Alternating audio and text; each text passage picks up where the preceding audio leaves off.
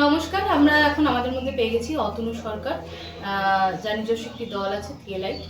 তো অতনুদা, আমরা যতদূর জানি যে অভিদা তোমার খুব ভালো বন্ধু, কিন্তু অশোকনগর নাট্যমুখের সাথে এটাই তোমার প্রথম কাজ, শেক্সপিয়ার মাস্ট ডাই।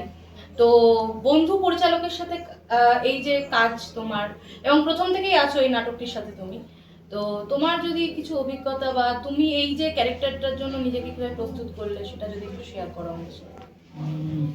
অভিজ্ঞতা সুখেরই। এটা একটা অনেক দিনের জার্নি। এই কাজটা হুট করে হবে বলেও যেমন হয়নি, তেমনি যে সময় শুরু হয়েছিল, শুরু হওয়ার পর বিভিন্ন কারণে স্থিমিত হয়ে যায়। তার অন্যতম কারণ অভির অসুস্থতা।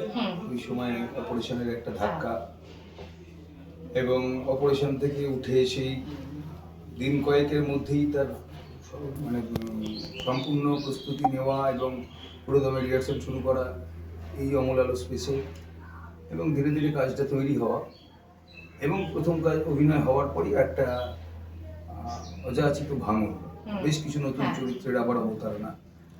কিন্তু এই সবটা মিলিয়ে কাজ করতে করতে করতে করতে প্রত্যেকটা থিয়েটারে দলে যাওয়া হয়, এখানেও তার অন্যথা নয়, কিন্তু তবুও এখানে আমরা বেশ কয়েকজন যারা সরাসরি অশোকনগর নাট্যমুখের নিজস্ব শিল্পী সদস্য না হওয়া সত্ত্বেও যে কাজটা করেছি, আসলে থিয়েটার তো একটা পারস্পরিক দেওয়া নেওয়ার জায়গা, এবং সেটা কোথাও পরিবার হয়ে ওঠে। সেইটা এক্ষেত্রেও হয়েছে। অনেক অভিনয় হয়েছে, এমনটা নয়, 6টা-7টা অভিনয় হয়েছে, 6টা-7টা অভিনয় হয়েছে। সেই সুযোগও নেই আসলে, এত বড় ক্যানভাসটা, এত বড়। এবং ব্যক্তিগতভাবে গোটা নাটকটার সঙ্গে আমার যে সম্পৃক্ততা, সেটা একটু অন্যরকম হবে। প্রথম কথা, এই চরিত্রটা করতে আমি বেশ উপভোগ করি।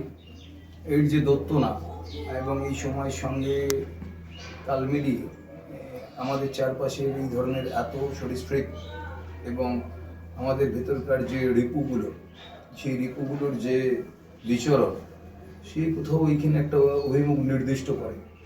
আর সেই অভিমুখে তার যে গতায়ত, সেখান থেকে বারবার বারবার একটা ধাক্কা লাগে, একটা কলিশন তৈরি হয় এবং এই চরিত্রগুলোর মধ্যে, এবং সেখানে মূলত দেসদেমোনা এবং ওথেলো, আর তার মাঝখানের এই একটা পেন্ডুলামের মতো দুলে চলা ইয়াগোর চরিত্রটা কোথাও আমাকে নিবিষ্ট করে উপস্থাপনের ক্ষেত্রে।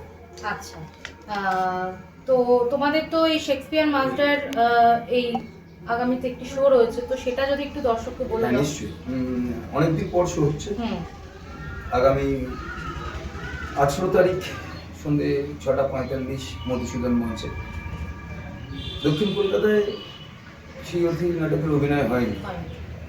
আমি বলবো এরকম উত্তর দক্ষিণ দেখে নয়, যার যার সম্ভব হবে। আসলে থিয়েটার দেখতেও চাইছেন খুব কম মানুষ, যে কোনো কারণেই হোক, আমি সেই ব্যাখ্যাতে যাচ্ছি না, কিন্তু একটা ভালো থিয়েটার এবং উপভোগ করার জায়গায় দাঁড়িয়ে ভালো খারাপ বিচার আপনারা করবেন।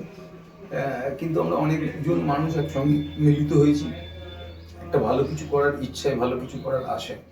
সেই ভালোটা কতটা ভালো হয়ে উঠলো আমাদের বলার সঙ্গে আপনাদের এই দেখা, এই দুটো মিলছে কিনা, এটাও পরখ করার একটা জায়গা থাকে। সর্বোপরি সেদিনকে আরও একটা অনুষ্ঠান আছে, যেটা আমি আপনারা ইতিমধ্যে অনেকে অবগত, কিন্তু আমি বলবো যে আপনারা থিয়েটারটা দেখতে আসুন, নিরাশ হবেন না। নিশ্চয়ই আমার দৃঢ় বিশ্বাস আপনারা একটা ভালো কিছু নিয়ে ফিরবেন, সময়ের কথা নিয়ে ফিরবেন। এই শেক্সপিয়ারের যে চার হিরো, লিয়ার, ওথেলো, ম্যাকবেথ এবং অবশ্যই হ্যামলেট, এই চার হিরোর যে কথোপকথন, মৃত্যুর পরে তাদের কথোপকথন তুলে আনে আজকের সময়ের জায়গায়, আজকের সময় দাঁড়িয়ে এই যে চর্যা, তাকে আমরা কিভাবে ফিরে দেখছি, তার একটা নির্যাস করতে পারি। অসংখ্য ধন্যবাদ অতনুদা। ধন্যবাদ তোমাদের।